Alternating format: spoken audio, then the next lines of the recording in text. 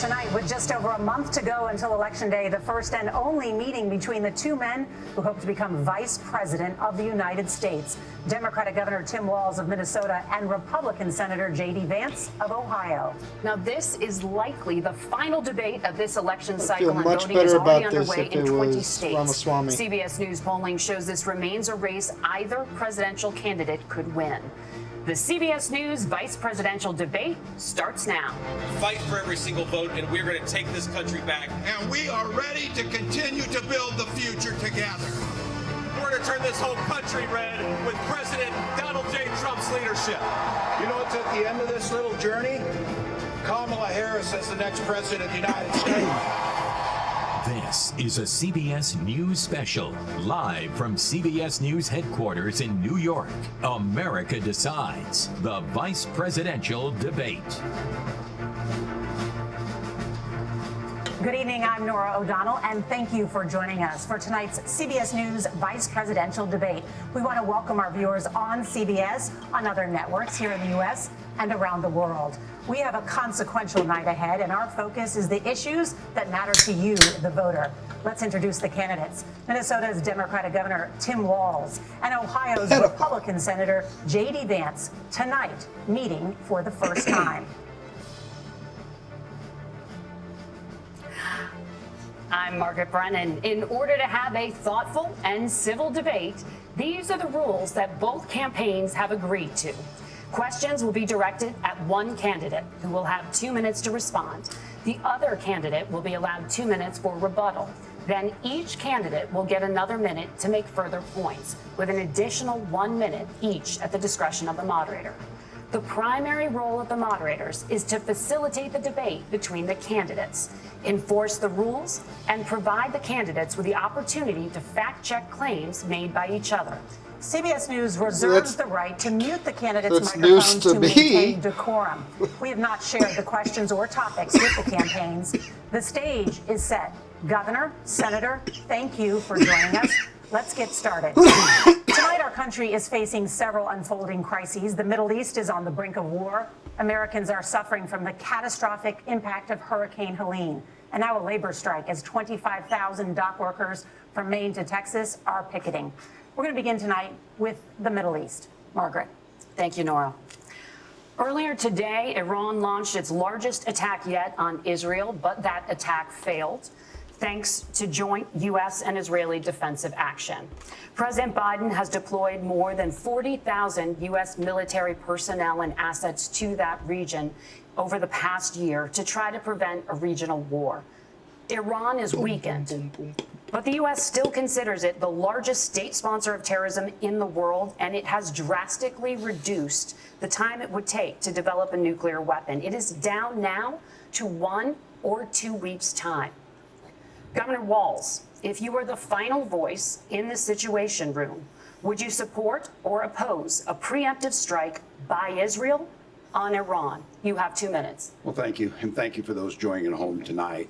Let's keep in mind where this started. October 7th, Hamas terrorists massacred over 1,400 Israelis and took prisoners.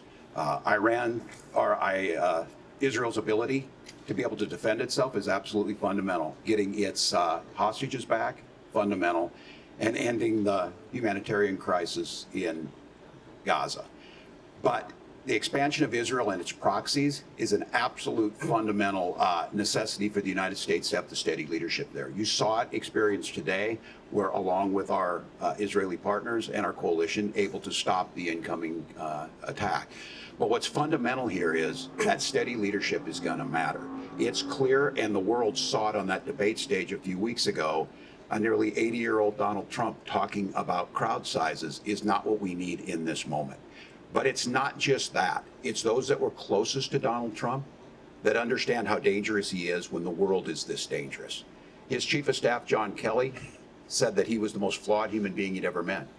And both of his secretaries of defense and his national security advisors said he should be nowhere near the White House. Now, the person closest to them, Donald Trump, said he's unfit for the highest office. That was Senator Vance. What we've seen out of Vice President Harris is we've seen steady leadership. We've seen a calmness that is able to draw on the coalitions to bring them together. Understanding that our allies matter.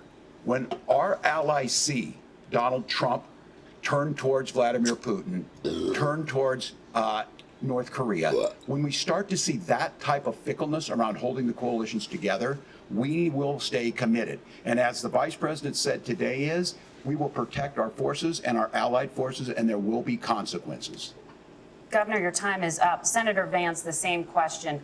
Would you support or oppose a preemptive strike by Israel on Iran? You have 2 minutes. So, Margaret, I want to answer the question. First of all, thanks, Governor. Thanks to CBS for hosting the debate. And thanks, most importantly, to the American people who are watching this evening and caring enough about this country to pay attention to this vice presidential debate. I want to answer the question, and I want to actually give an introduction to myself a little bit, because I recognize a lot of Americans don't know who either one of us are. I was raised in a working-class family. My mother required food assistance for periods of her life. My grandmother required Social Security help to raise me, and she raised me in part because my own mother struggled with addiction for a big chunk of my early life. I went to college on the GI Bill after I enlisted in the Marine Corps and served in Iraq. And so I stand here asking to be your vice president with extraordinary gratitude for this country, for the American dream that made it possible for me to live my dreams. And most importantly, I know that a lot of you are worried about the chaos in the world and the feeling that the American dream is unattainable. I want to try to convince you tonight over the next 90 minutes that if we get better leadership in the White House, if we get Donald Trump back in the White House, the American dream is going to be attainable once again. Now, to answer this particular question, we have to remember that as much as Governor Walz just accused Donald Trump of being an agent of chaos, Donald Trump actually delivered stability in the world, and he did it by establishing effective deterrence. People were afraid of stepping out of line. Iran, which launched this attack, has received over $100 billion in unfrozen assets thanks to the Kamala Harris administration. What do they use that money for? They use it to buy weapons that they're now launching against our allies, and God forbid, potentially launching against the United States as well. Donald Trump recognized that for people to fear the United States, you needed peace through strength. They needed to recognize that if they got out of line, the United States global leadership would put stability and peace back in the world. Now, you asked about a preemptive strike, Margaret, and I want to answer the question. Look, it is up to Israel what they think they need to do to keep their country safe, and we should support our allies wherever they are when they're fighting the bad guys. I think that's the right approach to take with the Israel question. Thank you, Senator. Governor Walz, do you care to respond to any of the allegations? Well, look, Donald Trump was in office. We'll sometimes hear revisionist history, but when Donald Trump was in office, it was Donald Trump who we had a coalition of nations that had boxed Iran's nuclear program in, the inability to advance it. Donald Trump pulled that program and put nothing else in its place. So Iran is closer to a nuclear weapon than they were before because of Donald Trump's fickle leadership. And when Iran shot down an American aircraft in international airspace, Donald Trump tweeted, because that's the standard diplomacy of Donald Trump. And when Iranian missiles did fall near U.S. troops and they received traumatic brain injuries, Donald Trump wrote it off as headaches. Look, our allies understand that Donald Trump is fickle. He will go to whoever has the most flattery or where it makes sense to him. Steady leadership like you witnessed today, like you witnessed in April. Both Iranian attacks were repelled. Our coalition is strong, and we need the steady leadership that Kamala Harris is providing. Senator Vance, the U.S. did have a diplomatic deal with Iran to temporarily pause parts of its nuclear program, and President Trump did exit that deal. He recently said, just 5 days ago, the U.S. must now make a diplomatic deal with Iran because the consequences are impossible. Did he make a mistake? You have 1 minute. Well, first of all, Margaret, diplomacy is not a dirty word, but I think that's something that Governor Walz just said is quite extraordinary. You yourself just said Iran is as close to a nuclear weapon today as they have ever been. And Governor Walz, you blame Donald Trump. Who has been the vice president for the last 3.5 years? And the answer is your running mate, not mine. Donald Trump consistently made the world more secure. Now, we talk about the sequence of events that led us to where we are right now, and you can't ignore October the 7th, which I appreciate Governor Walz bringing up. But when did Iran and Hamas and their proxies attack Israel? It was during the administration of Kamala Harris. So Governor Walz can criticize Donald Trump's tweets, But effective, smart diplomacy and peace through strength is how you bring stability back to a very broken world. Donald Trump has already done it once before. Ask yourself at home, when was the last time, I'm 40 years old, when was the last time that an American president didn't have a major conflict break out? The only answer is during the 4 years that Donald Trump was president. What about the Abraham Accords? Gentlemen, we have a lot to get to. Nora? Margaret, thank you. Let's turn now to Hurricane Helene. The storm could become one of the deadliest on record. More than 160 people are dead and hundreds more are missing. Scientists say climate change makes these hurricanes larger, stronger, and more deadly because of the historic rainfall. Senator Vance, according to CBS News polling, 7 in 10 Americans and more than 60% of Republicans under the age of 45 favor the U.S. taking steps to try and reduce climate change. Senator, what responsibility would the Trump administration have to try and reduce the impact of climate change? I'll give you 2 minutes. Sure. So first of all, let's start with the hurricane, because it's an unbelievable, unspeakable human tragedy. I just saw today actually a photograph of 2 grandparents on a roof with a 6-year-old child, and it was the last photograph ever taken of them because the roof collapsed and those innocent people lost their lives. And I'm sure Governor Walz joins me in saying our hearts go out to those innocent people, our prayers go out to them, and we want as robust and aggressive as a federal response as we can get to save as many lives as possible, and then of course afterwards to help the people in those communities rebuild. I mean, these are communities that I love. Some of them I know very personally in Appalachia, all across the Southeast. They need their government to do their job, and I commit that when Donald Trump is president again, the government will put the citizens of this country first when they suffer from a disaster. Now, Nora, you asked about climate change. I think this is a very important issue. Look, a lot of people are justifiably worried about all these crazy weather patterns. I think it's important for us, first of all, to say Donald Trump and I support clean air, clean water. We want the environment to be cleaner and safer. But one of the things that I've noticed some of our Democratic friends talking a lot about is a concern about carbon emissions, this idea that carbon emissions drives all of the climate change. Well, let's just say that's true, just for the sake of argument, so we're not arguing about weird science. Let's just say that's true. Well, if you believe that, what would you want to do? The answer is that you'd want to reshore as much American manufacturing as possible, and you'd want to produce as much energy as possible in the United States of America, because we're the cleanest economy in the entire world. What have Kamala Harris's policies actually led to? More energy production in China, more manufacturing overseas, more doing business in some of the dirtiest parts of the entire world. And when I say that, I mean the amount of carbon emissions they're doing per unit of economic output. So if we actually care about getting cleaner air and cleaner water, the best thing to do is to double down and invest in American workers and the American people. And unfortunately, Kamala Harris has done exactly the opposite. Governor Walz, you have 2 minutes to respond. Well, we got close to an agreement because all those things are happening. Look, first of all, it is a horrific tragedy with this hurricane, and my heart goes out to the folks that are down there in contact with the governors. I serve as co-chair of the Council of Governors as we work together on these emergency managements. Governors know no partisanship. They work together to all of the governors and the emergency responders are on the ground. Those happen on the front end. The federal government comes in, makes sure they're there to that we recover, but we're still in that phase where we need to make sure that they're staying there, staying focused. Now look, coming back to the climate change issue, there's no doubt this thing roared onto the scene faster and stronger than anything we've seen. Senator Vance has said that there's a climate problem in the past. Donald Trump called it a hoax and then joked that these things would make more beachfront property to be able to invest in. What we've seen out of the Harris administration now, the Biden-Harris administration, is we've seen this investment.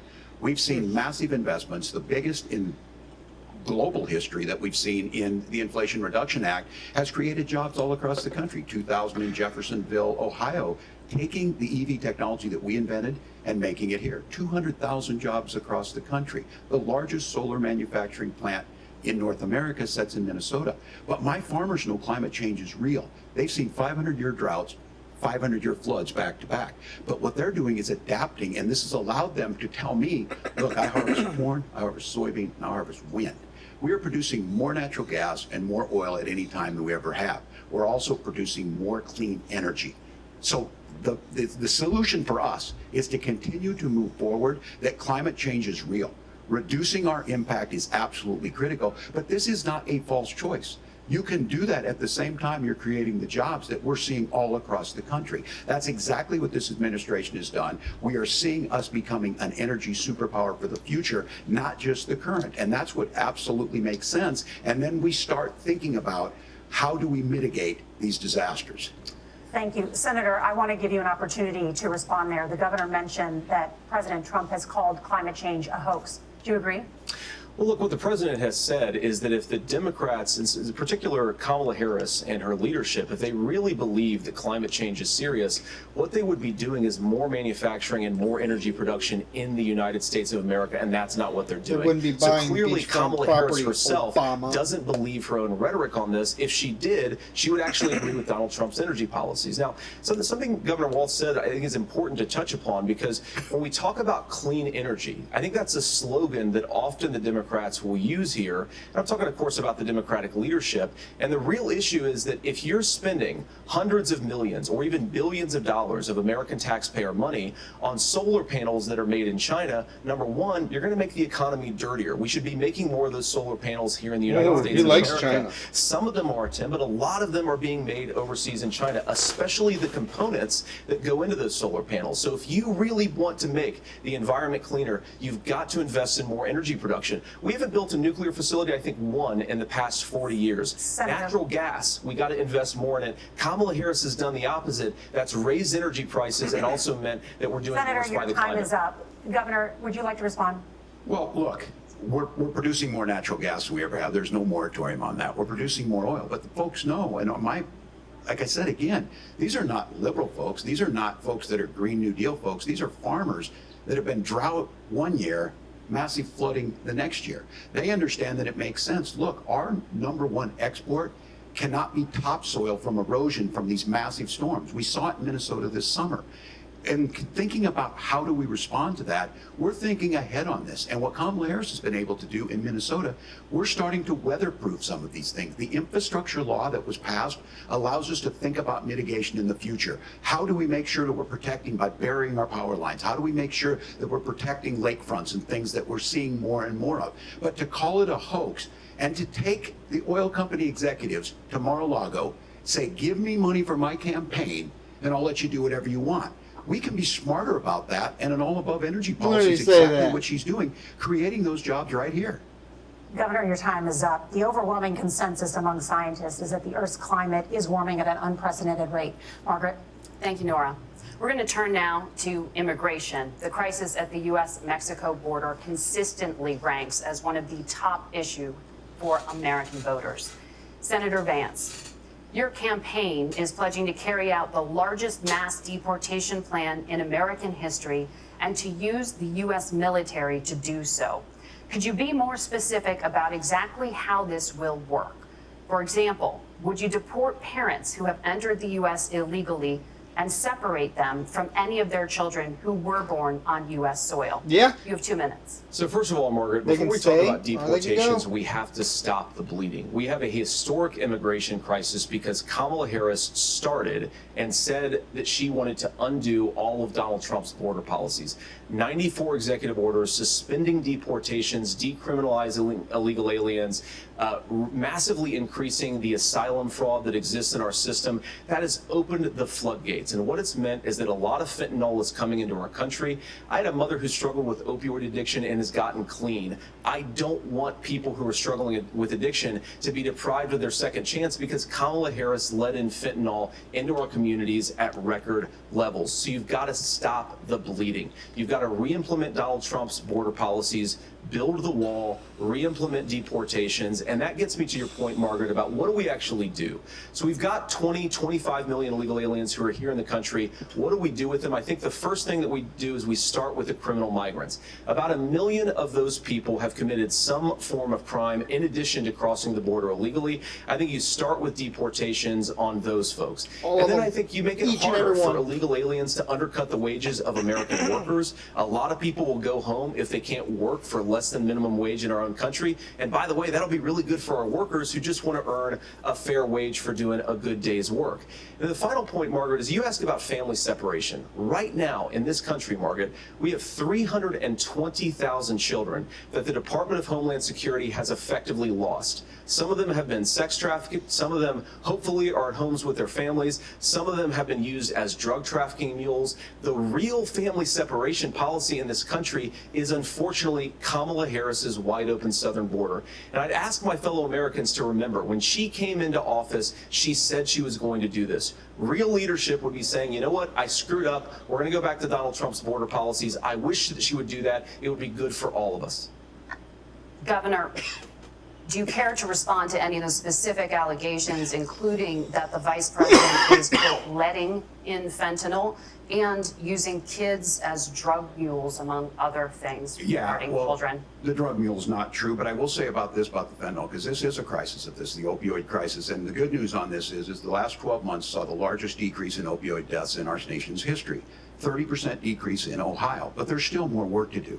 But let's go back to this on immigration. Kamala Harris was the Attorney General of the largest state, a border state in California. She's the only person in this race who prosecuted transnational gangs for human trafficking and drug interventions. But look, we all want to solve this. Most of us want to solve this, and that is the United States Congress. That's the Border Patrol agents. That's the Chamber of Commerce. That's most Americans out here. That's why we had the fairest and the toughest bill on immigration that this nation's seen. It was crafted by conservative senator from Oklahoma, James Lankford. I know him, he's super conservative, but he's a man of principle, wants to get it done.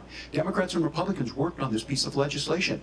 The Border Patrol said, this is what we need in here. These are the experts. And the Chamber of Commerce and the Wall Street Journal said, pass this thing. Kamala Harris helped get there.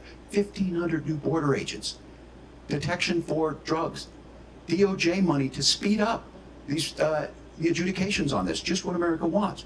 But as soon as I was getting ready to pass and actually tackle this, Donald Trump said no, told them to vote against it because it gives him a campaign issue. It gives him to, what would Donald Trump talk about if it legalizes all the immigration? And they need to be done by the legislature. You can't just do this through the executive branch. So look, we have the options to do this. Donald Trump had 4 years. He had 4 years to do this. And he promised you, America, how easy it would be. I'll build you a big, beautiful wall, and Mexico will pay for it. Less than 2% of that wall got built, and Mexico didn't pay a dime. But here we are again, 9 years after he came down that escalator, dehumanizing people and telling them what he was going to do. As far as the deportation plan, at one point, Senator Vance said it was so unworkable to be laughable. So that's where we're at. Pass the bill, she'll sign it. Governor, your time is up. Senator, the question was, will you separate parents from their children, even if their kids are U.S. citizens? You have 1 minute. Margaret, my point is that we already have massive child separations thanks to Kamala Harris's open border. And I didn't accuse Kamala Harris of inviting drug mules. I said that she enabled the Mexican drug cartels to operate freely in this country. And we know that they use children as drug mules, and it is a disgrace, and it has to stop. Look, I think what Tim said just doesn't pass the smell test. For 3 years, Kamala Harris went out bragging that she was going to undo Donald Trump's border policy. She did exactly that. We had a record number of illegal crossings. We had a record number of fentanyl coming into our country. And now that she's running for president, or a few months before, she says that somehow she got religion and cared a lot about a piece of legislation.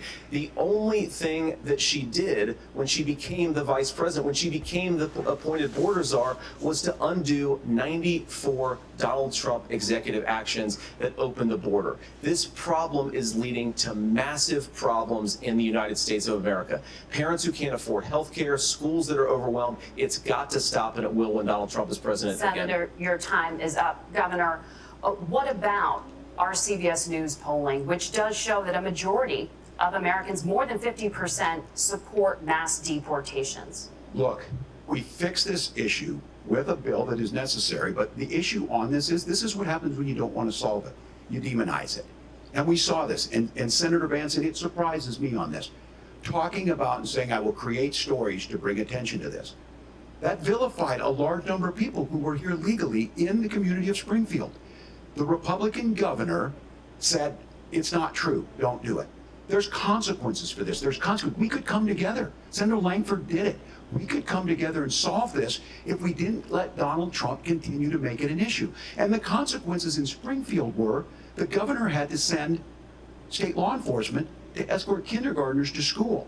I believe Senator Vance wants to solve this, but by standing with Donald Trump and not working together to find a solution, it becomes a talking point. And when it becomes a talking point like this, we dehumanize and villainize other human beings. Tim, Governor, your time is up. Senator, I'll give you 1 minute, but let me just ask you the question first. The governor has made the point, and I think as a sitting lawmaker, you know that Congress controls the purse strings and any funding. So you have said repeatedly that Donald Trump would, through executive action, solve this. Do you disagree that Congress controls the purse strings and would need to support many of the changes that you would actually want to implement? You have 1 minute. Look, Margaret, To first remain of all, in the Mexico gross would be majority a of what we need to do massive at the southern benefit. border is just empowering law enforcement to do their job. I've been to the southern border more than our borders are. Kamala Harris has been, and it's actually heartbreaking because the Border Patrol agents, they just want to be empowered to do their job. Of course, additional resources would help, but most of this is about the president and the vice president empowering our law enforcement to say, if you try to come across the border illegally, you've got to stay in Mexico, you've got to go back through proper channels. Now, Governor Walz brought up the community of Springfield, and he's very worried about the things that I've said in Springfield. Look, in Springfield, Ohio, and in communities all across this country, you've got schools that are overwhelmed, you've got hospitals that are overwhelmed, you've got housing that is totally unaffordable because we brought in millions of illegal immigrants to compete with Americans for scarce homes. The people that I'm most worried about in Springfield, Ohio, are the American citizens who have had their lives destroyed by Kamala Harris's open Fuck border. your It migrants. is a disgrace, Tim, and I actually think, I agree with you. I think you want to solve this problem, but I don't think that Kamala Harris does. Senator, your time is up. Governor, you have 1 minute to respond. Yeah, well, it is law enforcement that asked for the bill. They helped craft it. They're the ones that supported it. That's because they know we need to do this. Look, this issue of continuing to bring this up, of not dealing with it, of blaming migrants for everything. On housing, we could talk a little bit about Wall Street speculators buying up housing and making them less affordable, but it becomes a blame. Look, this bill also gives the money necessary to adjudicate. I agree, it should not take 7 years for an asylum claim to be done. This bill gets it done in 90 days. Then you start to make a difference in this, and you start to adhere to what we know, American principles. I don't talk about my faith a lot, but Matthew 25:40 talks about, to the least amongst us you do unto me. I think that's true of most Americans. They simply want order to it. This bill does it. It's funded, it's supported by the people who do it, and it lets us keep our dignity about how we treat other people. Thank you, Governor. And just to clarify for our viewers, Springfield, Ohio does have a large number of Haitian migrants who have legal status, temporary protected status. Nora? Thank you. Senator, we have so much to get to. Margaret, I think it's important We're because... gonna turn out of the economy, thank Margaret, you. the rules were that The you guys economy, weren't going to we're- fact check, and since you're fact checking me, I think it's important to say what's actually going on. So there's an application called the CBP One app, where you can go on as an illegal migrant, apply for asylum or apply for parole, and be granted legal status at the wave of a Kamala Harris open border wand. That is not a person coming in, applying for a green card and waiting for 10 years. That Thank is you, the Senator. facilitation of illegal immigration, Margaret, by Thank our you, own Senator, for leadership. describing the legal And process. Kamala- We and have Kamala so much Harris to get opened up to, that Senator. pathway. Those We have laws so have been on much. the books since 1990. Thank you, gentlemen. The We CBP want to One have, app has not been on the books since 1990. It's something that Kamala Harris created, Margaret. gentlemen, the audience can't hear you because your mics are cut. Oh, no, We have so I much heard we him. want to get to. Thank you for explaining the legal process. I heard him. Nora? Thank you, Margaret. The economy is a top concern for voters. Each of your campaigns has released an economic plan, so let's talk about the specifics. Governor Walz, Vice President Harris unveiled a plan that includes billions in tax credits for manufacturing, housing, and a renewed child tax credit. The Wharton School says your proposals will increase the nation's deficit by $1.2 trillion. How would you pay for that without ballooning the deficit? Governor, I'll give you 2 minutes. Yeah, thank you. And Kamala Harris and I do believe in the middle class because that's where we come from. We both grew up in that. We understand. So those of you out there listening tonight, you're hearing a lot of stuff back and forth, and it's good. It's healthy. That's what this is supposed to happen. You should be listening. How's this going to impact me? The bold forward plan that Kamala Harris put out there is talking about this housing issue. The one thing is there's 3 million new houses proposed under this plan with down payment assistance on the front end to get you in a house. A house is much more than just an asset to be traded somewhere. It's foundational to where you're at. And then making sure that the things you buy every day, whether they be prescription drugs or other things, that there's fairness in that. Look, the $35 insulin is a good thing, but it costs $5 to make insulin. They were charging $800 before this law went into effect. As far as the housing goes, I've seen it in Minnesota. 12% more houses in Minneapolis, prices went down on rent 4%. It's working. And then making sure tax cuts go to the middle class. $6,000 child tax credit, we have one in Minnesota, reduces childhood poverty by 1/3. We save money in the long run, and we do the right thing for families. And then getting businesses off the ground. The law as it stands right now is $5,000 tax credit for small business, increasing that to $50,000. Now, this is a philosophical difference between us. Donald Trump made a promise, and I'll give you this, he kept it. He took folks to Mar-a-Lago, said, you're rich as hell, I'm gonna give you a tax cut. He gave the tax cuts that predominantly went to the top class. What happened there was an $8 trillion increase in the national debt, the largest ever. I made more money than I ever did in my life. 20% consumption or sales tax on everything we bring in. Everyone agrees, including businesses, it would be destabilizing it would increase inflation and potentially lead to a recession. Look, this is simple for you. Where are we going? Kamala Harris has said to do the things she wants to do, we'll just ask the wealthiest to pay their fair share. When you do that, our system works best, more people are participating in it, and folks have the things that they need. Senator, I want to give you a moment to respond on that. But similarly, the Wharton School has done an analysis of the Trump plan and says it would increase the nation's deficit by $5.8 trillion. My question is the same for you. How do you pay for all that without ballooning the deficit? I'll give you 2 minutes. Well, first of all, you're going to hear a lot from Tim Walz this evening, and you just heard it in the answer, a lot of what Kamala Harris proposes to do, and some of it, I'll be honest with you, it even sounds pretty good. Here's what you won't hear, is that Kamala Harris has already done it. Because she's been the vice president for 3.5 years, she had the opportunity to enact all of these great policies, and what she's actually done instead is drive the cost of food higher by 25%, drive the cost of housing higher by about 60%. Open the American southern border and make middle-class life unaffordable for a large number of Americans. If Kamala Harris has such great plans for how to address middle-class problems, then she ought to do them now. Not when asking for a promotion, but in the job the American people gave her 3.5 years ago. And the fact that she isn't tells you a lot about how much you can trust her actual plans. Now, Donald Trump's economic plan is not just a plan, but it's also a record. A lot of those same economists attack Donald Trump's plans, and they have PhDs, but they don't have common sense and they don't have wisdom. Because Donald Trump's economic policies to deliver the highest take-home pay in a generation in this country, 1.5% inflation, and to boot, peace and security all over the world. So when people say that Donald Trump's economic plan doesn't make sense, I say look at the record. He delivered rising take-home pay for American workers.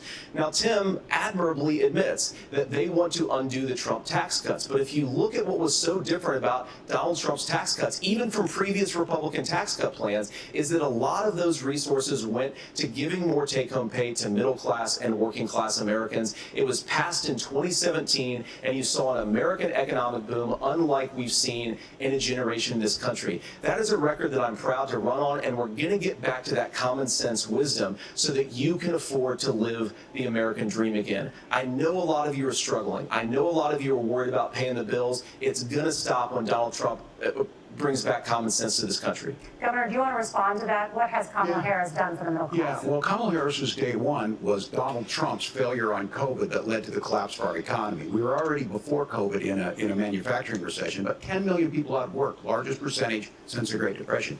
9 million jobs closed on that. That was day one. Whether it was the Infrastructure Act or other things we moved. Now, you made a question about experts, said this. I made a note of this. Economists can't be trusted. Science can't be trusted.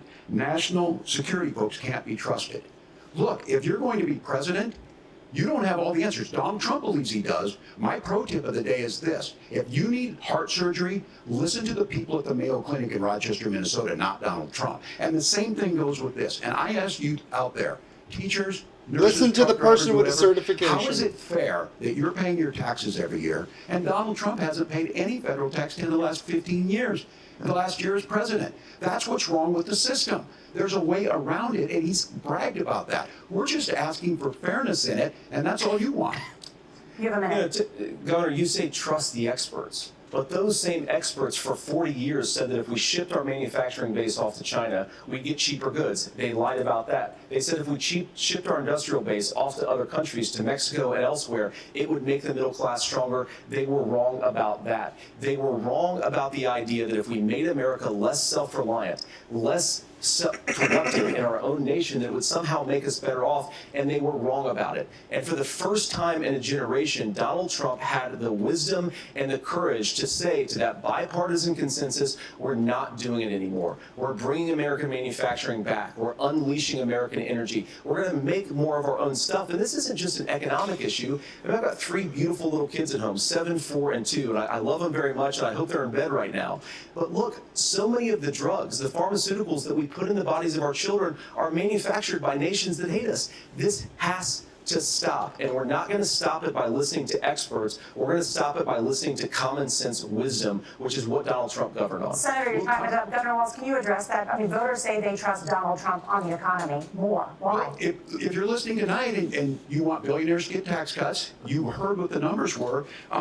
Look, I'm a union guy on this. I'm not a guy who wanted to ship things overseas, but I understand that, look, we produce soybeans and corn. We need to have fair trading partners. That's something that we believe in. I think the thing that most concerns me on this is Donald Trump was the guy who created the largest trade deficit in American history with China. So the rhetoric is good.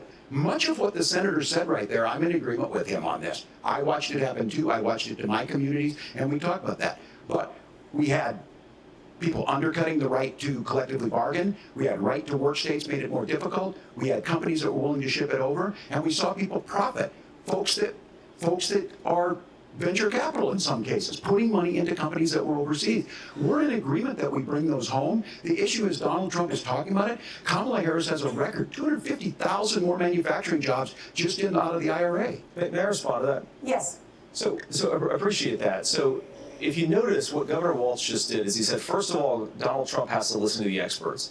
And then when he acknowledged that the experts screwed up, he said, well, Donald Trump didn't do nearly as good of a job as the statistics show that he did. So what Tim Walz is doing, and I honestly, Tim, I think you got a tough job here, because you've got to play whack-a-mole. You've got to pretend that Donald Trump didn't deliver rising take-home pay, which of course he did. You've got to pretend that Donald Trump didn't deliver lower inflation, which of course he did, and then you simultaneously got to defend Kamala Harris's atrocious economic record, which has made gas, groceries, and housing unaffordable for American citizens. I was raised by a woman who would sometimes go into medical debt so that she could put food on the table in our household. I know what it's like to not be able to afford the things that you need to afford. We can do so much better. To all of you watching, we can get back to an America that's affordable again. We just got to get back to common sense economic principles. I hope we have a conversation on healthcare then. Senator, Governor. Please. Thank you. Margaret?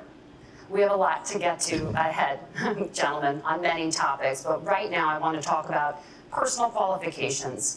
The vice president is often the last voice the president hears before making consequential decisions. We want to ask you about your leadership qualities. Governor Walz, you said you were in Hong Kong during the deadly Tiananmen Square protests in the spring of 1989. But Minnesota Public Radio and other media outlets are reporting that you actually didn't travel to Asia until August of that year. Can you explain that discrepancy? Yeah, well, and to the folks out there who didn't get at the top of this, look, I grew up in small rural Nebraska, town of 400, town that you rode your bike with your buddies till the streetlights come on, and I'm proud of that service. I joined the National Guard at 17, worked on family farms, and then I used the GI Bill to become a teacher, passionate about it, a young teacher.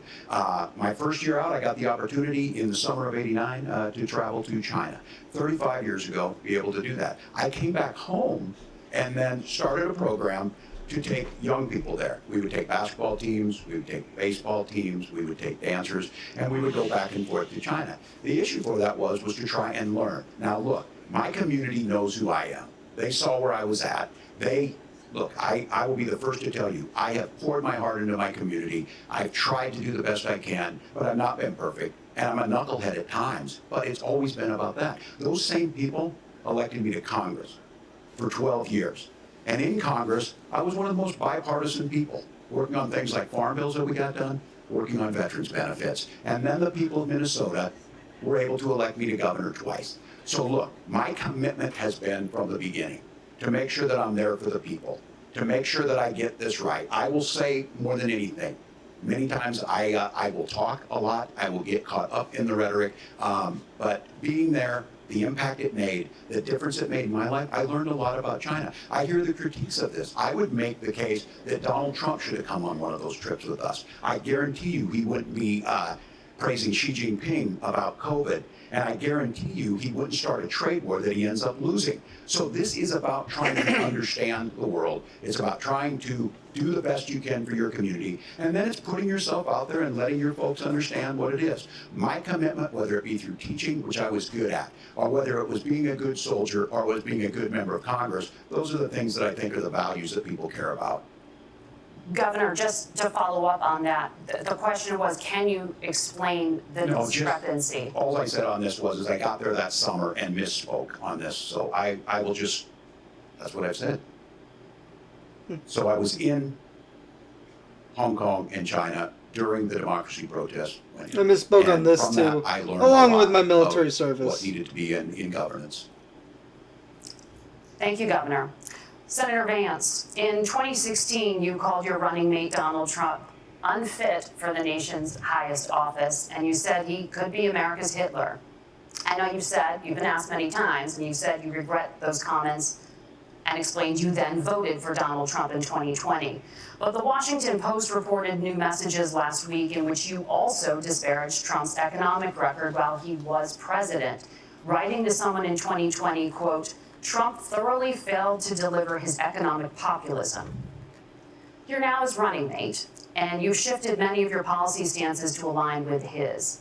If you become vice president, why should Americans trust that you will give Donald Trump the advice he needs to hear, and not just the advice he wants to hear? You have 2 minutes. Well, first of all, Margaret, because I've always why I been picked open. you and not Sometimes, of course, Ramaswamy. I've disagreed with the president, but I've also been extremely open about the fact that I was wrong about Donald Trump. I was wrong, first of all, because I believed some of the media stories that turned out to be dishonest fabrications of his record. But most importantly, Donald Trump delivered for the American people. Rising wages, rising take-home pay, an economy that worked for normal Americans, a secure southern border, a lot of things, frankly, that I didn't think he'd be able to deliver on. And yeah, when you screw up, when you misspeak, when you get something wrong and you change your mind, you ought to be honest with the American people about it. It's one of the reasons, Margaret, why I've done so many interviews is because I think it's important to actually explain to the American people where I come down on the issues and what changed. Now, you pointed out the messages from 2020. Margaret, I've been extremely consistent that I think there were a lot of things that we could have done better in the Trump administration in the first round if Congress was doing its job. I strongly believe, and I've been a United States Senator, that Congress is not just a high-class debating society. It's not just a forum for senators and congressmen to whine about problems. It's a forum to govern. So there were a lot of things on the border, on tariffs, for example, where I think that we could have done so much more if the Republican Congress and the Democrats in Congress had been a little bit better about how they govern the country. They were so obsessed with impeaching Donald Trump, they couldn't actually govern. And I want to talk about this tariff issue in particular, Margaret, because Tim just accused this of being a national sales tax. Look, the one thing, and you're probably surprised to hear me praising Joe Biden, but the one thing that Joe Biden did is he continued some of the Trump tariffs that protected American manufacturing jobs. And it's the one issue, the most pro-worker part of the Biden administration, it's the one issue where Kamala Harris has run away from Joe Biden's record. Think about this. If you're trying to employ slave laborers in China at $3 a day, you're going to do that and undercut the wages of American workers unless our country stands up for itself and says, you're not accessing our markets unless you're paying middle-class Americans a fair wage. Senator, your time is up. Nora? Thank you. Now the issue of reproductive rights. Governor Walz, after Roe versus Wade was overturned, you signed a bill into law that made Minnesota one of the least restrictive states in the nation when it comes to abortion. Former President Trump said in the last debate that you believe abortion, quote, in the 9th month is absolutely fine. Yes or no? Is that what you support? I'll give you 2 minutes. That's not what the bill says, but look, this issue is what's on everyone's mind. Donald Trump put this all into motion. He brags about how great it was that he put the judges in and overturned Roe versus Wade, 52 years of personal autonomy. And then he tells us, oh, you send it to the states. It's a beautiful thing. Amanda Zaworski would disagree with you on it's a beautiful thing. A young bride in Texas waiting for their child at 18 weeks. She has a complication, a tear in the membrane. She needs to go in. The medical care at that point needs to be decided by the doctor. And that would have been an abortion. But in Texas, that would have put them in legal jeopardy. She went home, got sepsis, nearly dies, and now she may have difficulty having children. Or in Kentucky, Hadley Duvall, a 12-year-old child, raped and impregnated by her stepfather.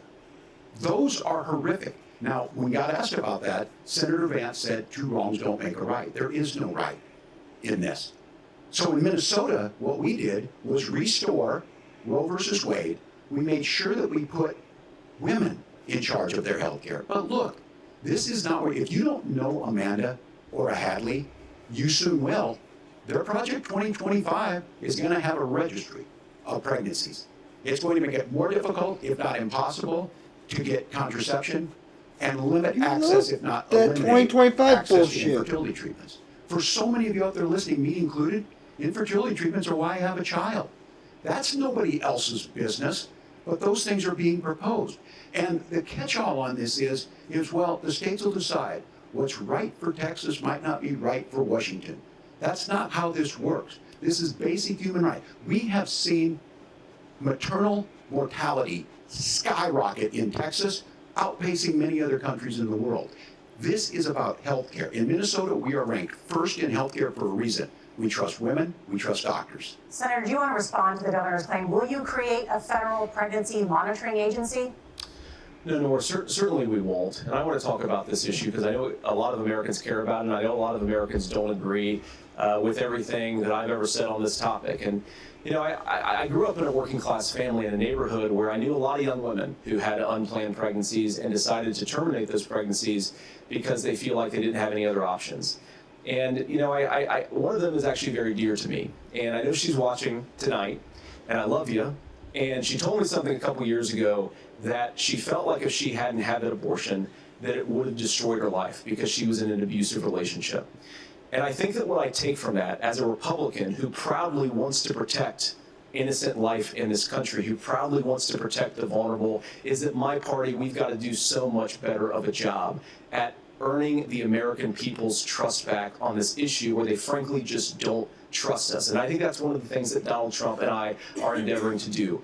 I want us as a Republican Party to be pro-family in the fullest sense of the word. I want us to support fertility treatments. I want us to make it easier for moms to afford to have babies. I want it to make it easier for young families to afford a home so they can afford a place to raise that family. And I think there's so much that we can do on the public policy front just to give women more options. Now, of course, Donald Trump has been very clear that on the abortion policy specifically, that we have a big country and it's diverse. And California has a different viewpoint on this than Georgia. Georgia has a different viewpoint from Arizona. And the proper way to handle this, as messy as democracy sometimes is to let voters make these decisions, let the individual states make their abortion policy, and I think that's what makes the most sense. No, we can't let people make their own decisions. And let's be honest, sometimes a very, very messy and divided country. Governor, would you like to respond and also answer the question about restrictions? Yeah, well, the question got asked, and Donald Trump made the accusation that wasn't true about Minnesota. Well, let me tell you about this idea that there's diverse states. There's a young woman named Amber Thurman. She happened to be in Georgia, a restrictive state. Because of that, she had to travel a long distance to North Carolina to try and get her care. Amber Thurman died in that journey back and forth. The fact of the matter is, how can we as a nation say that your life and your rights As basic as the right to control your own body is determined on geography. There's a very real chance had Amber Thurman lived in Minnesota, she would be alive today. That's why the restoration of Roe versus Wade. When you listen to Vice President Harris talk about this subject and you hear me talk about it, you hear us talking exactly the same. Donald Trump is trying to figure out how to get the political right of this. I agree with a lot of what Senator Vance said about what's happening. His running mate, though, does not, and that's the problem. Governor, your time is up. Senator, let me ask you about that. He mentioned, was, I think, referring to a national ban. In the past, you have supported a federal ban on abortion after 15 weeks. In fact, you said if someone can't support legislation like that, quote, you are making the United States the most barbaric pro-abortion regime anywhere in the entire world. My question is, why have you changed your position? Well, Nora, first of all, I never supported a national ban. I did during when I was running for Senate in 2022 talk about setting some minimum national standard. For example, we have a partial birth abortion ban in place in this country at the federal level. I don't think anybody's trying to get rid of that, or at least I hope not, though I know that Democrats have taken a very radical pro-abortion stance. But Nora, you know, one of the things that changed is in the state of Ohio, we had a referendum in 2023, and the people of Ohio voted overwhelmingly, by the way, against my position. And I think that what I learned from that, Nora, is that we've got to do a better job at winning back people's trust. So many young women would love to have families. So many young women also see an unplanned pregnancy as something that's going to destroy their livelihood, destroy their education, destroy their relationships. And we have got to earn people's trust back. And that's why Donald Trump and I are committed to pursuing pro-family policies, making child care more accessible, making fertility treatments more accessible, because we've got to do a better job at that. And that's what real leadership is. Governor, your response. I'm going to respond on the pro-abortion piece of that. No, we're not. We're pro-women. We're pro-freedom to make your own choice. We know what the implications are to not be that. Women having miscarriages, women not getting the care, physicians feeling like they may be prosecuted for providing that care. And as far as making sure that we're educating our children and giving them options, Minnesota's a state with one of the lowest teen pregnancy rates. We understand that too. We know that the options need to be available, and we make that true. We also make it, we're a top 3 state for the best place to raise children. But these two things to try and say that we're pro-children, but we don't like this, or you guys are pro-abortion, that's not the case at all. We are pro-freedoms for women to make their choices, and we're going, and Kamala Harris is making the case, to make options for children more affordable, a $6,000 child tax credit, but we're not going to base that on the backs of making someone like Amber Thurman drive 600 miles to try and get health care. Senator? Let me respond to that. First of all, Governor, I agree with you. Amber Thurman should still be alive. There are a lot of people who should still be alive, and I certainly wish that she was. And maybe you're free to disagree with me on this and explain this to me, but as I read the Minnesota law that you signed into law, the statute that you signed into law, it says that a doctor who presides over an abortion where the baby survives, the doctor is under no obligation to provide life-saving care to a baby who survives a botched late-term abortion. That is, I think, whether you're pro-choice or pro-abortion, that is fundamentally barbaric. And that's why I use that word, Nora, is because some of what we've seen, do you want to force Catholic hospitals to perform abortions against their will? Because Kamala Harris has supported suing Catholic nuns to violate their freedom of conscience. We can be a big and diverse country where we respect people's freedom of conscience and make the country more pro-baby and pro-family. But please. Yes, Governor, please respond. Look, this is one where there's always something that this is a very simple proposition.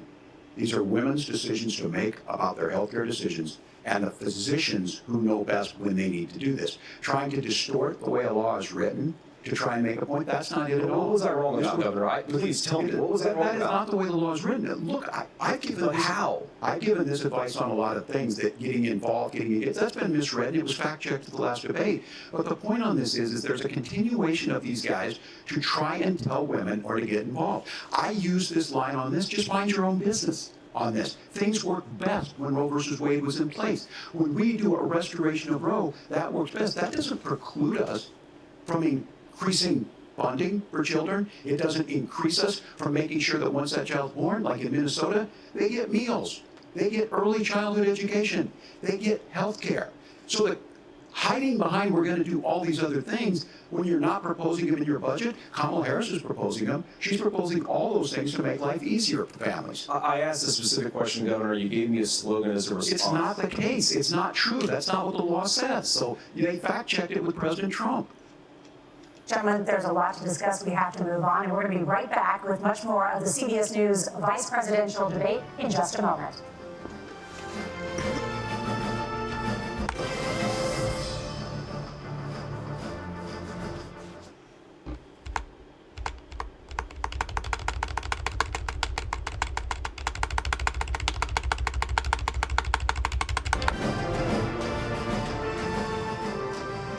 Welcome back to the CBS News vice presidential debate. We want to turn now to America's gun violence epidemic.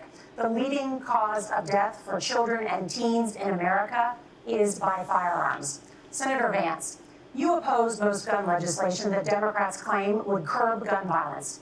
You oppose red flag gun laws and legislation to ban certain semi-automatic rifles, including AR-15s. So let me ask you, earlier this year, for the first time, the parents of a school shooter were convicted of involuntary manslaughter and sentenced to 10 years in prison. Do you think holding parents responsible could curb mass shootings? I'll give you 2 minutes. Well, Laura, on that particular case, I don't know the full details, but I certainly trust local law enforcement and local authorities to make those decisions. I think in some cases the answer is going to be yes, and in some cases the answer is going to be no. And the details really matter here, of course. For example, if a kid steals a gun, that's going to be different than if a parent hands over a gun knowing that their kid is potentially dangerous. But look, I want to just sort of speak as a father of 3 beautiful little kids, and our oldest is now in 2nd grade.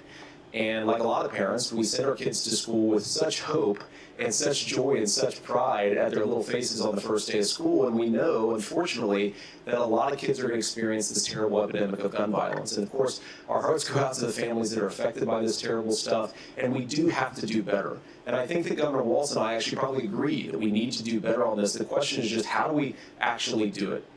Now, here's something that really bothers me and worries me about this epidemic of violence. The gross majority, close to 90% in some of the statistics I've seen, of the gun violence in this country is committed with illegally obtained firearms. And while we're on that topic, we know that thanks to Kamala Harris's open border, we've seen a massive influx in the number of illegal guns run by the Mexican drug cartels. So that number, the amount of illegal guns in our country is higher today than it was 3.5 years ago.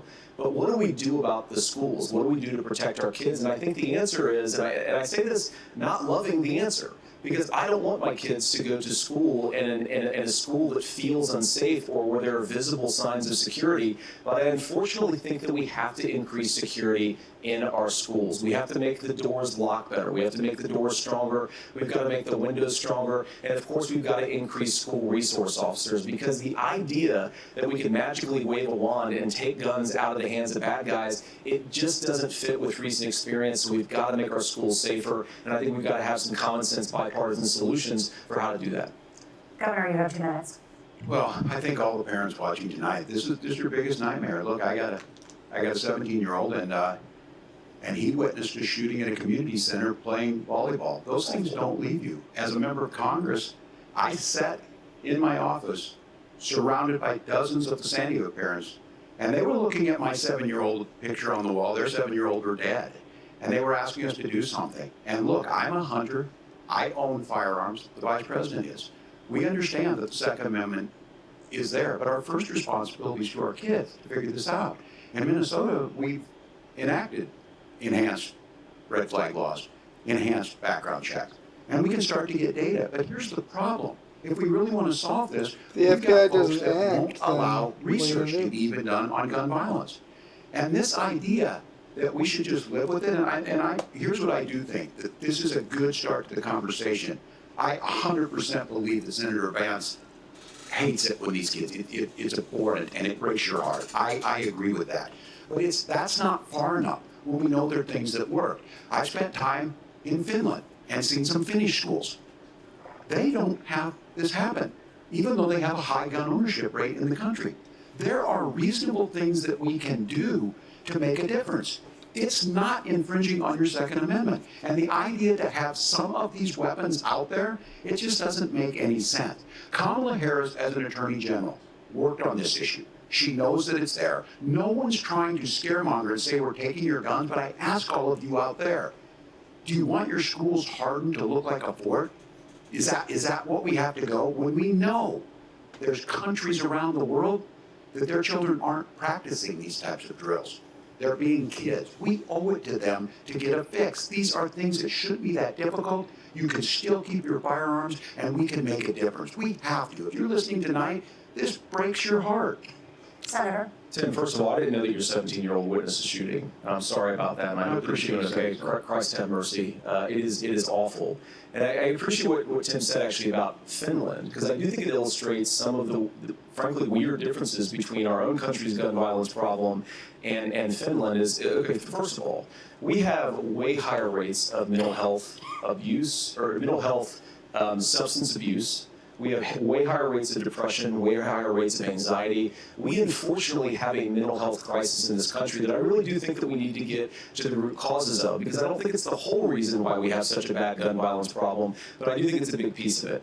Another driver of the gun violence epidemic, especially that affecting our kids, it doesn't earn as many headlines, but is the terrible gun violence problem in a lot of our big cities. And this is why we have to empower law enforcement to arrest the bad guys, put them away, and take gun offenders off the streets. I think there's a whole host of things that we can do here, but I do think in our schools we've got to talk about more security. Senator, thank you. Governor, you previously opposed an assault weapons ban, but only later in your political career did you change your position. Why? Yeah, I sat in that office with those San Diego parents. I've become friends with school shooters. I've seen it. Look, the NRA, I was an NRA guy for a long time. They used to teach gun safety.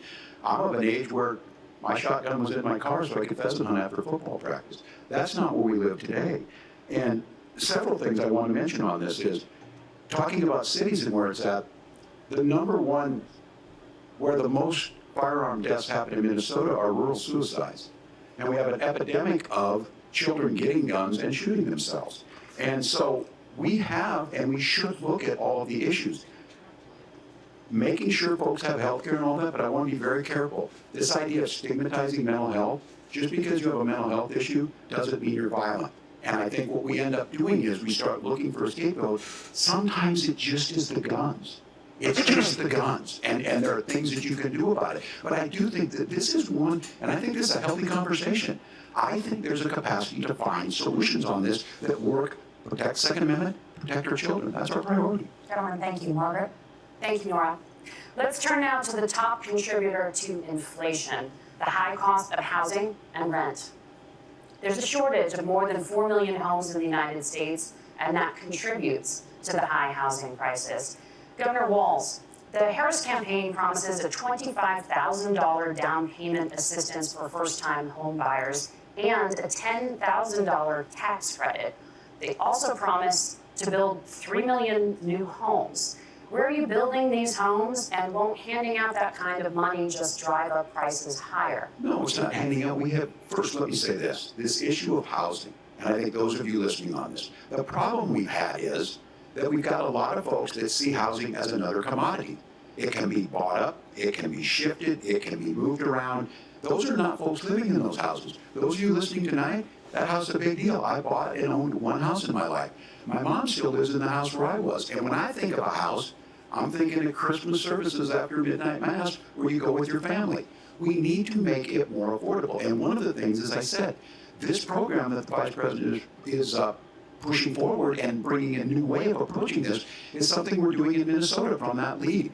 We in the state invested in making sure our housing was the biggest investment that we'd ever made in housing. It starts to make it easier. We cut some of the red tape. Local folks, look, we can't do it at the federal level, but local folks make it easier to build those homes. And then that down payment assistance. I can tell all of you out there, certainly for me, using the GI Bill was one thing, but a veteran's home loan, the big thing about a veteran's home loan is you don't have to pay the down payment. Those are things that make it there. Now look, you're gonna pay it back and you're gonna pay your mortgage. Those are things that we know in the long run, the appreciated value, the generational wealth that's created from it. And I will give Minneapolis as an example. Minneapolis is the one city where we've seen the lowest inflation rates. We've seen a 12% increase in stock because we've put some of these things in, and we're implementing a state program to make sure we give some of that down payment assistance. We get it back from people because here's what we know. People with stable housing end up with stable jobs. People with stable housing have their kids able to get to school. All of those things in the long run end up saving our money. And that's the thing that I think we should be able to find some common ground in, but we can't blame immigrants for the only reason. That's not the case that's happening in many cities. The fact of the matter is that we don't have enough naturally affordable housing, but we can make sure that the government's there to help kickstart it, create that base. Governor, your time is up. Senator Vance, as far as your campaign's position, the promise is to seize federal lands to build homes, remove regulation, provide tax breaks, and cut back on immigration, which you say pushes up prices. Where are you going to build all the new homes you're promising, and what part of any of this plan will provide immediate relief? You have 2 minutes. Well, first of all, Tim just said something that I agree with. We don't want to blame immigrants for higher housing prices, but we do want to blame Kamala Harris for letting in millions of illegal aliens into this country, which does drive up costs, Tim. 25 million illegal aliens competing with Americans for scarce homes is one of the most significant drivers of home prices in the country. It's why we have massive increases in home prices that have happened right alongside massive increases in illegal alien populations under Kamala Harris's leadership. Now, Tim just mentioned a bunch of ideas. Now, some of those ideas I actually think are halfway decent, and some of them I disagree with, but the most important thing here is Kamala Harris is not running as a newcomer to politics. She is the sitting vice president. If she wants to enact all of these policies to make housing more affordable, I invite her to use the office that the American people already gave her, not sit around and campaign and do nothing while Americans find the American dream of homeownership completely unaffordable. Now, you asked, Margaret, what would immediately change the equation for American citizens if you lower energy prices? As Donald Trump says, drill, baby, drill. One of the biggest drivers of housing costs aside from illegal immigration is, think about it, if a truck driver is paying 40% more for diesel, then the lumber he's delivering to the job site to build a house is also going to become a lot more expensive. If we open up American energy, you will get immediate pricing relief for American citizens, not, by the way, just in housing, but in a whole host of other economic goods, too. Senator Vance, you still have 23 seconds there. Do you want to answer where? Yeah. Governor, we will get to you in a moment, but Senator, where are you going to seize the federal lands? Can you clarify?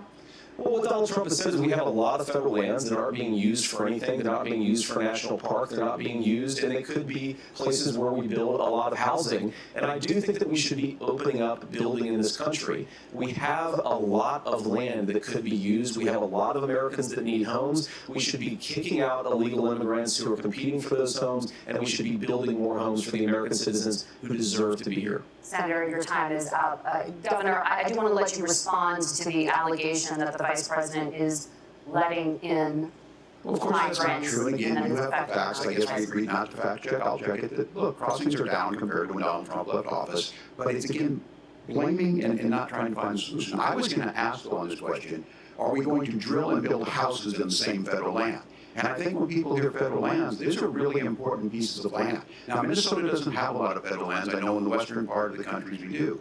There's not a lot of federal lands in and around Minneapolis, for example. So the issue is I don't understand the federal lands issue unless we see this, and I worry about this as someone who cares deeply about our national parks and our federal lands. Look, Minnesota, we protect these things. We've got about 20% of the world's fresh water. These lands protect. They're there for a reason. They belong to all of us. But again, this is when you view housing and you view these things as commodities. Like, there's a chance to make money here. Let's take this federal land and let's sell it to people for that. I think there's better ways to do this. We've seen it in Minnesota. We're able to refurbish some of these houses. We're able to make some investments. That gets people in. And I'm still on the fact on this. Economists, Senator Benji said you don't like the economists. Which economists are saying that it is immigrants that's adding to the cost? Governor, your time is up. But Senator, on common that point, sense, they're taking up resources. There are many contributing factors to high housing costs. What evidence do you have that migrants are part of this problem? Well, there's a Federal Reserve study that we're happy to share after the debate. We'll put it up on social media, actually, that really drills down on the connection between increased levels of migration, especially illegal immigration, and higher housing prices. Now, of course, Margaret, that's not the entire driver of higher housing prices. It's also the regulatory regime of Kamala Harris. Look, we are a country of builders. We're a country of doers. We're a country of explorers. But we increasingly have a federal administration that makes it harder to develop our resources, makes it harder to build things, and wants to throw people in jail for not doing everything exactly as Kamala Harris says they have to do. And what that means is you have a lot of people who would love to build homes who aren't able to build homes. I actually agree with Tim Walz. We should get out of this idea of housing as a commodity. But the thing that has most turned housing into a commodity is giving it away to millions upon millions of people who have no legal right to be here. What are the federal regulations? I deal with this as a governor. You can very quickly reply. I'm sorry. I get this as a governor, and I don't necessarily disagree with that. That in some cases, many of those are local, many of them are state. I don't know which ones are federal, but I think whenever we talk regulations, people think they can get rid of them. I think you want to be able to get out of your house in a fire. I think you want to make sure that it's fireproof and those types of things. So which are the regulations? Because the vice president's not responsible for those. Congress writes those. Governor, thank you. Gentlemen, we have a lot to get to. You're passionate about the housing crisis, I can tell. But Nora? Thank you. One of the top problems facing Americans is the high cost of health care.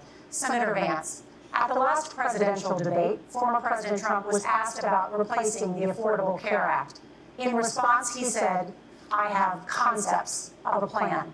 Since then, Senator, you've talked about changing how chronically ill Americans get health insurance. Can you explain how that would work? And can you guarantee that Americans with pre-existing conditions won't pay more? I'll give you 2 minutes. Well, of course, we're going to cover Americans with pre-existing conditions. In fact, a lot of my family members have gotten health care. I believe, members of my family actually got private health insurance, at least for the first time, switched off of Medicaid onto private insurance for the first time under Donald Trump's leadership. And I think that, a lot of people have criticized this concept of a plan remark. It's very simple common sense. I think as Tim Walz knows from 12 years in Congress, you're not going to propose a 900-page bill standing on a debate stage. It would bore everybody to tears, and it wouldn't actually mean anything because part of this is the give and take of bipartisan negotiation. Now, when Donald Trump was actually president, and again, he has a record to be proud of, prescription drugs fell in 2018 for the first time in a very long time. Under Kamala Harris's leadership, prescription drugs are up about 7%. Under Donald Trump's entire 4 years, they were up about 1.5%. He introduced pricing transparency. Think about healthcare. You go into a hospital, you try to buy something, and nobody knows what it actually costs. That price transparency will actually give American consumers a little bit more choice, and will also drive down costs. And we talked about, the reinsurance regulations is what I was talking about. Look, Donald Trump has said that if we allow states to experiment a little bit on how to cover both the chronically ill but the non-chronically ill, it's not just a plan. He actually implemented some of these regulations when he was president of the United States. And I think you can make a really good argument that it salvaged Obamacare, which was doing disastrously until Donald Trump came along. And I think this is an important point about President Trump. Of course, you don't have to agree with everything that President Trump has ever said or ever done, but when Obamacare was crushing under the weight of its own regulatory burden and healthcare costs, Donald Trump could have destroyed the program. Instead, he worked in a bipartisan way to ensure that Americans had access to affordable care. It's not perfect, of course, and there's so much more that we can do, but I think that Donald Trump has earned the right to put in place some better healthcare policies. He's earned it because he did it successfully the first time. Governor? All right, here's where being an old guy gives you some history. I was there at the creation of the ACA. And the reason it was so important is I come from a major healthcare state, home of the Mayo Clinic, home to Medical Alley, 3M, Medtronic, all of those. We understand healthcare. It's why we're ranked first on affordability and accessibility and quality of healthcare. And so what I know is under Kamala Harris, more people are covered than they have before. Those of you listening, this is critical to you. Now, Donald Trump all of a sudden wants you. Go back and remember this. He ran on the first thing he was going to do on day one was to repeal Obamacare. On day one, he tried to sign an executive order to repeal the ACA. He signed on to a lawsuit to repeal the ACA, but lost at the Supreme Court. And he would have repealed the ACA had it not been for the courage of John McCain to save that bill. Now, fast forward, what that means to you is you lose your pre-existing conditions. If you're sitting at home and you got asthma, too bad. If you're a woman, probably not. Broke your foot during football, might kick you out. Your kids get kicked out when they're 26. Kamala Harris negotiated drug prices for the first time with Medicare. We have 10 drugs that will come online, the most common ones that will be there. But look, this issue, and when Donald Trump said, I've got a concept of a plan, it cracked me up as a fourth grade teacher because my kids would have never given me that. But what Senator Vance just explained might be worse than a concept. Because what he explained is pre-Obamacare. And I'll make this as simple as possible because I have done this for a long time. What they're saying is, if you're healthy, why should you be paying more? So what they're going to do is let insurance companies pick who they insure, because guess what happens? You pay your premium, it's not much. They're figuring they're not going to have to pay out to you. But those of you a little older, gray, got cancer, you're going to get kicked out of it. That's why the system didn't work. Kamala Harris will protect and enhance the ACA. Governor, thank you. Senator, you have not yet explained how you would protect people with pre-existing conditions or laid out that plan. Look, we currently have the laws and regulations in place right now that protect people with pre-existing conditions. We want to keep those regulations in place, but we also want to make the health insurance marketplace function a little bit better. Now, what Governor Walz just said is actually not true. A lot of what happened, and the reason that Obamacare was crushing under its own weight, is that a lot of young and healthy people were leaving the exchanges. Donald Trump actually helped address that problem, and he did so in a way that preserved people's access to coverage who had pre-existing conditions. But again, something that these guys do is they make a lot of claims about if Donald Trump becomes president, all of these terrible consequences are going to ensue. But in reality, Donald Trump was president, inflation was low, take-home pay was higher, and he saved the very program from a Democratic administration that was collapsing and would have collapsed absent his leadership. He did his job, which is govern in a bipartisan way and get results, not just complain about problems, but actually solve them. Governor, did enrollment under the Affordable Care Act go up under the Trump administration? It's higher now than we've seen it go up. Look, people are using it. The system works. And the question about this of young people or whatever, that's the individual mandate piece of this. And Republicans fought tooth and nail saying, well, Americans should be free to do this. Well, then what happens? The individual mandate is a good idea. I think the idea of making sure the risk pool is broad enough to cover everyone, that's the only way insurance works. When it doesn't, it collapses. You are asking pre-ACA where we get people out. Look, people know that they need to be on health care. People expect it to be there. And when we are able to make it, and we are making it this way, when we incentivize people to be in the market, when we help people who might not be able to afford it get there, and we make sure then, when you get sick and old, it's there for you. Because I heard people say, well, I don't want to buy into Medicare or whatever. Good luck buying health care once you get past 70. So look, the ACA works. We can continue to do better. Kamala Harris did that. The way she made everything better was negotiating those 10 drugs on Medicare for the first time in American history. Thank you. Margaret? I apologize. We're out of time. We have a number of subjects to discuss. Margaret? Let's talk about families in America. There is a child care crisis in this country, and the United States is one of the very few developed countries in the world without a national paid leave program for new parents. Governor Walz, you said that if Democrats win both the White House and Congress, this is a day one priority for you. How long should employers be required to pay workers while they are home taking care of their newborns? You have 2 minutes. Yeah, well, that's negotiable, and that's what Congress works. But here's what the deal is. Americans sitting out there right now, you may work for a big company. We're home in Minnesota to some of the largest Fortune 500 companies. Kamala Harris knows that in California. Those companies provide paid family medical leave. One is, I think they're moral and they think it's a good thing, but it also keeps their employees healthy.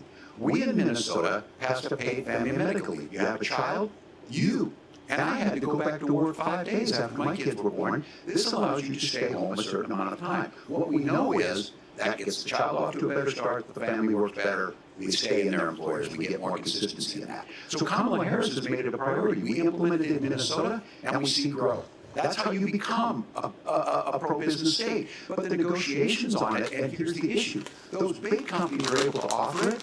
Those of you out there who don't have it, just imagine what happens if you get cancer or your child gets sick. We know what happens. You end up staying home. In some places, that means no paycheck because you've got no protection on that.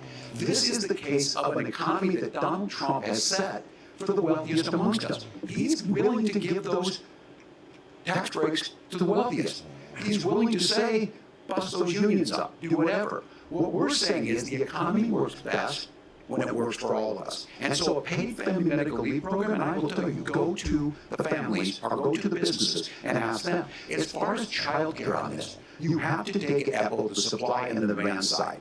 You can't expect the most important people in our lives to take care of our children or our parents to get paid the least amount of money. And we have to make it easier for folks to be able to get into that business and then to make sure that folks are able to pay for that. We were able to do it in Minnesota, and I'm still telling you this. We were listed as the best state. We're still in crisis on this.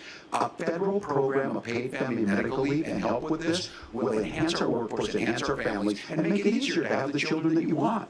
Governor, your time is up. Senator, do you support a national paid leave program? And if so, for how long should employers be mandated to pay their employees while they are home taking care of their newborn? You have 2 minutes. Yeah, well, first of all, Margaret, a number of my Republican colleagues and Democrats, too, have worked on this issue, and I think there is a bipartisan solution here because a lot of us care about this issue. I mean, look, I speak from this very personally because I'm married to a beautiful woman who's an incredible mother to our 3 beautiful kids, but is also a very, very brilliant corporate litigator, and I'm so proud of her. But being a working mom, even for somebody with all of the advantages of my wife, is extraordinarily difficult.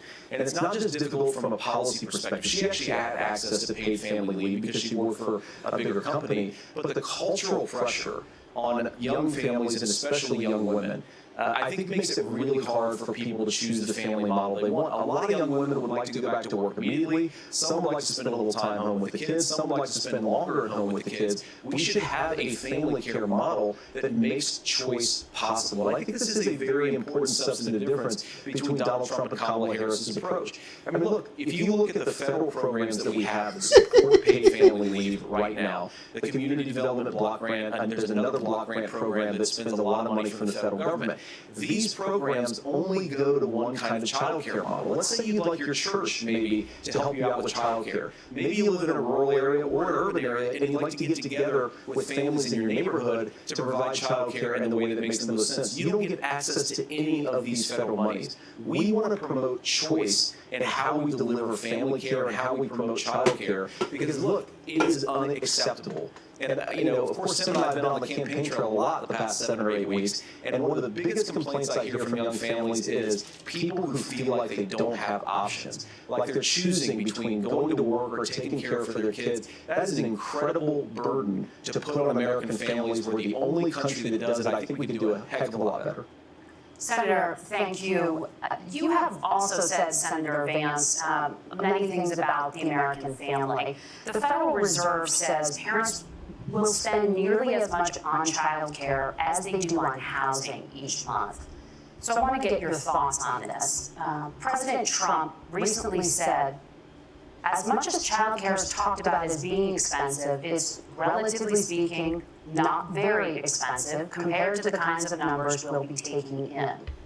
Is President Trump committed to the $5,000 per child tax credit that you have described? You have 1 minute. Well, what President Trump said, Margaret, I just want to defend my running mate here a little bit, is that we're going to be taking in a lot of money by penalizing companies for shipping jobs overseas and penalizing countries who employ slave laborers and then ship their products back into our country and undercut the wages of American workers. It's the heart of the Donald Trump economic plan. Cut taxes for American workers and American families. Cut taxes for businesses that are hiring and building companies in the United States of America, but penalize companies and countries that are shipping jobs overseas. That's the heart of the economic proposal. And I think what President Trump is saying is that when we bring in this additional revenue with higher economic growth, we're going to be able to provide paid family leave, child care options that are viable and workable for a lot of American families. Can you clarify how that will solve the child care shortage? Well, because as Tim said, a lot of the child care shortages, we just don't have enough resources going into the multiple people who could be providing family care options. And we're going to have to, unfortunately, look, we're going to have to spend more money. We're going to have to induce more people to want to provide child care options for American families. Because the reason it's so expensive right now is because you've got way too few people providing this very essential service. Thank you, Senator. Governor Walz, your ticket also has some child care tax credit proposals. Do you think Congress will agree to the $6,000 credit for newborns and $3,000 credit for children over the age of 6, as your campaign has promised? Is that realistic? Well, if these members of Congress are listening to anybody, I can tell you, and this is the biggest issue. Everybody listening tonight knows, I mean, I'm sure they were shocked to hear it's not that expensive. And let's be clear, whether it's $5,000 or $6,000, that leaves you about 3 or 4 months.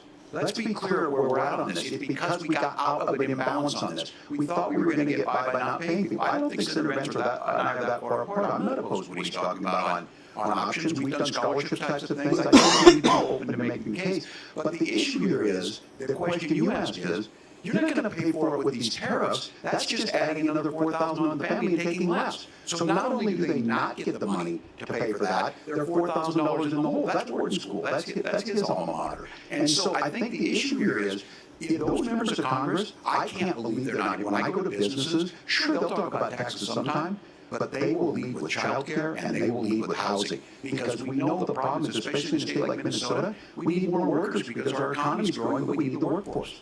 Governor, thank you. We need to move on. Nora? Let's talk about the state of democracy, the top issue for Americans after the economy and inflation. After the 2020 election, President Trump's campaign and others filed 62 lawsuits contesting the results. Judges, including those appointed by President Trump and other Republican presidents, looked at the evidence and said there was no widespread fraud. The governors of every state in the nation, Republicans and Democrats, certified the 2020 election results and sent a legal slate of electors to Congress for January 6th. Senator Vance, you have said you would not have certified the last presidential election and would have asked the states to submit alternative electors. That has been called unconstitutional and illegal. Would you again seek to challenge this year's election results, even if every governor certifies the results? I'll give you 2 minutes. Well, first of all, give me a signature audit instead of an account audit. The inflation crisis caused by Kamala Harris's policies, make housing affordable, make groceries affordable, and that's what we're focused on. I want to answer your question because you did ask it. Look, what President Trump has said is that there were problems in 2020, and my own belief is that we should fight about those issues, debate those issues peacefully in the public square, and that's all I've said, and that's all that Donald Trump has said. Remember, he said that on January the 6th, the protesters ought to protest peacefully. And on January the 20th, what happened? Joe Biden became the president, Donald Trump left the White House, and now, of course, unfortunately, we have all of the negative policies that have come from the Harris-Biden administration.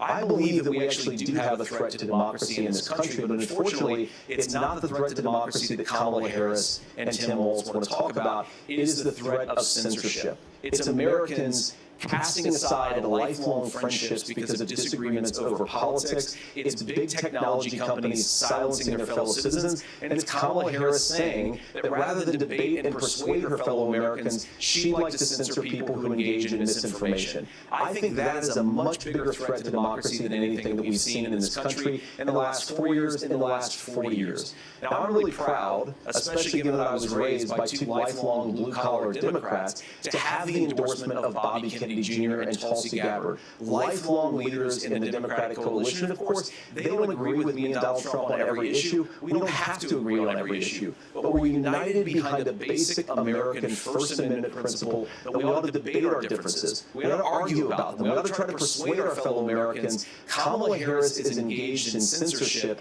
at an industrial scale. She did it during COVID. She's done it over a number of other issues. And that, to me, is a much bigger threat to democracy than what Donald Trump said when he said that protesters should peacefully protest on January the 6th. Governor? Well, I've enjoyed tonight's debate. I think there was a lot of commonality here, and I'm sympathetic to misspeaking on things. I think I might have with the senator. There's one though that this one is troubling to me, and I say that because I think we need to tell the story. Donald Trump refused to acknowledge this, and the fact is that I don't think we can be the frog in the pot and let the boiling water go up. He was very clear. I mean, he lost this election, and he said he didn't. 140 police officers were beaten at the Capitol that day, some with the American flag, several later died. And it wasn't just in there. In Minnesota, a group gathered on the state capitol grounds in St. Paul and said, we're marching to the governor's residence and there may be casualties. The only person there was my son and his dog, who was rushed out crying by state police. That issue, and Mike Pence standing there, as they were chanting, hang Mike Pence. Mike Pence made the right decision. So, Senator, it was adjudicated over and over and over. I worked with kids long enough to know, and I said as a football coach, sometimes you really want to win, but the democracy is bigger than winning an election. You shake hands, and then you try and do everything you can to help the other side win. That's what was at stake here. Now, the thing I'm most concerned about is the idea that imprisoning your political opponents, already laying the groundwork for people not accepting this. And a president's words matter. A president's words matter. People hear that. So I think this issue of settling our differences at the ballot box, shaking hands when we lose, being honest about it, but to deny what happened on January 6th, the first time in American history that a president or anyone tried to overturn a fair election and the peaceful transfer of power. And here we are 4 years later in the same boat. I will tell you this, that when this is over, we need to shake hands this election, and the winner needs to be the winner. This has got to stop. It's tearing our country apart. Margaret? Senator Vance, did you want to The Russia Yeah, investigation? well, look, Tim, first of all, it's really rich for Democratic leaders to say that Donald Trump is a unique threat to democracy when he peacefully gave over power on January the 20th, as we have done for 250 years in this country. We're going to shake hands after this debate and after this election. And of course, I hope that we win, and I think we're going to win. But if Tim Walz is the next vice president, he'll have my prayers, he'll have my best wishes, and he'll have my help whenever he wants it. But we have to remember that for years in this country, Democrats protested the results of elections. Hillary Clinton in 2016 said that Donald Trump had the election stolen by Vladimir Putin because the Russians bought like $500,000 worth of Facebook ads. This has been going on for a long time. And if we want to say that we need to respect the results of the election, I'm on board. But if we want to say, as Tim Walz is saying, that this is just a problem that Republicans have had, I don't buy that. Governor? January 6th was not Facebook ads. And I think of revisionist history on this. Look, I don't understand how we got to this point. But the issue was that happened. Donald Trump can do it. And all of us say there's no place for this. It has massive repercussions. This idea that there's censorship to stop people from threatening to kill someone, threatening to do something, that's not censorship. Censorship is book banning. We've seen that. We've seen that brought up. I just think for everyone tonight, and I'm going to thank Senator Vance. I think this is the conversation they wanted to hear, and I think there's a lot of agreement. This is one that we are miles apart on. This was a threat to our democracy in a way that we had not seen, and it manifested itself because of Donald Trump's inability to say. He is still saying he didn't lose the election. I would just say, did he lose the 2020 election? Tim, I'm focused Give on us the a future. signature Did on Kamala it, and we'll Harris see. censor Americans from speaking their mind in the wake of the 2020 COVID situation? That is a damning non-answer. It's a damning non-answer for you to not talk about censorship. Obviously, Donald Trump and I think that there were problems in 2020. We've talked about it. I'm happy to talk about it further. But you guys attack us for not believing in democracy. The most sacred right under the United States democracy is the First Amendment. You yourself have said there's no First Amendment right to misinformation. Kamala Harris wants to threaten power of the government and big tech to silence people from speaking their minds. That is a threat to democracy that will long outlive this present political moment. I would like Democrats and Republicans to both reject censorship. Let's persuade one another. Let's argue about ideas, and then let's come together afterwards. You can't yell fire in a crowded theater. That's the test. That's the Supreme Court test. Tim, fire in a crowded theater. You guys wanted to kick people off of Facebook for saying that toddlers should Senator, the governor does have the floor. Fire in a crowded theater. That is criticizing the policies of the government, which is the right of every American. Senator, the governor does have the floor for 1 minute to respond to you. Yeah. Well, I don't run Facebook. What I do know is I see a candidate out there who refused, and now again, and this, I'm pretty shocked by this. He lost the election.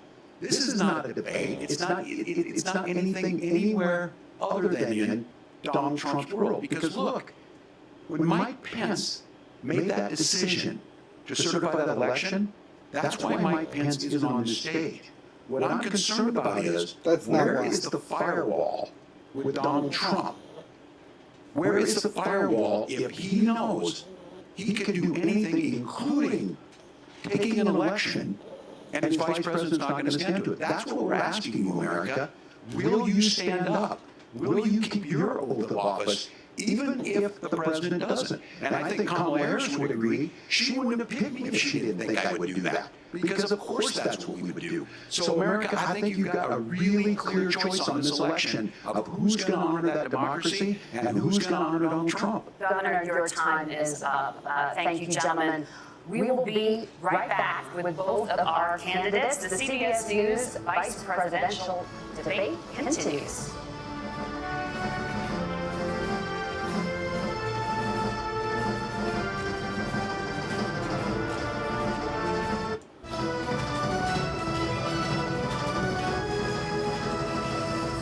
Welcome back to the CBS News Vice Presidential Debate. It is now time for the closing statements. Senator Vance won the virtual coin toss and elected to go last. So Governor Walz, you are first. You have 2 minutes. Well, thank you, Senator Vance. Thank you to CBS News. And most importantly, thank you to all of you. If you're still up and the folks who miss Dancing with the Stars, I appreciate it. But look, the support of democracy matters. It matters that you're here.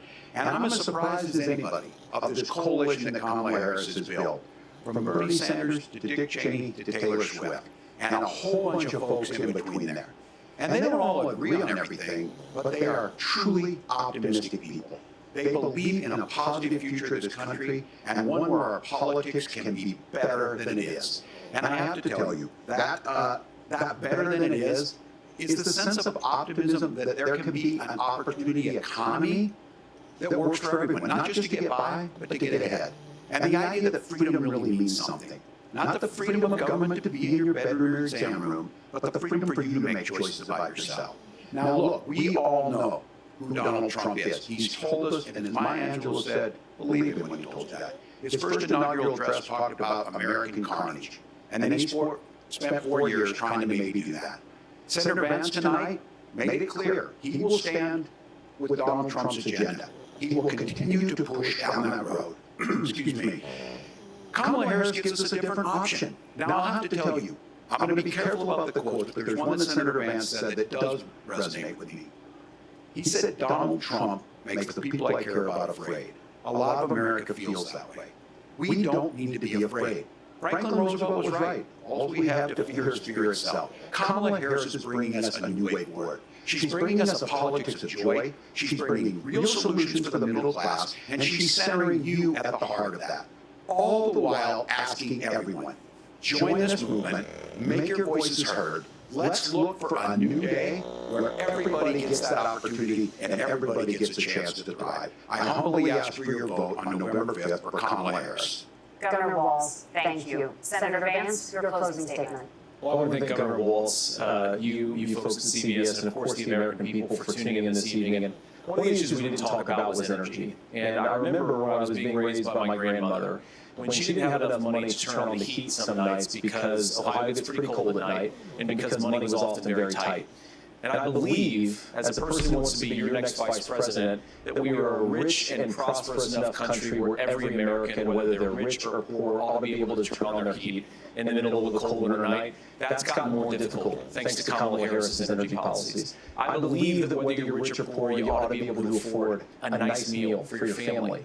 That's gotten harder because of Kamala Harris's policies. I believe that whether you're rich or poor, you ought to be able to afford to buy a house. You ought to be able to live in safe neighborhoods. You ought to not have your communities flooded with fentanyl. And that too has gotten harder with because of Kamala Harris's policies. Now, I've been in politics long enough to do what Kamala Harris does when she stands before the American people and says that on day one, she's going to work on all these challenges I just listed. She's been the vice president for 3.5 years. Day one was 1,400 days ago, and her policies have made these problems worse. Now, I believe that we have the most beautiful country in the world. I meet people on the campaign trail who can't afford food, but have the grace and generosity to ask me how I'm doing and to tell me they're praying for my family. What that has taught me is that we have the greatest country, the most beautiful country, going to be able to achieve their full dreams with the broken leadership that we have in Washington. They're not going to be able to live their American dream if we do the same thing that we've been doing for the last 3.5 years. We need change. We need a new direction. We need a president who has already done this once before and did it well. Please vote for Donald Trump. And whether you vote for me or vote for Tim Walz, I just want to say I'm so proud to be doing this, and I'm rooting for you. God bless you. Good night. Senator Vance, thank you. And thank you both for participating in the only vice presidential debate of this election cycle. I'm Margaret Brennan.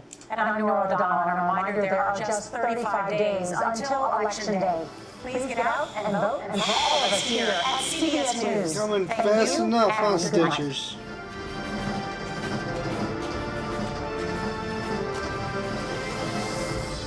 I don't care, man. I'm sleeping.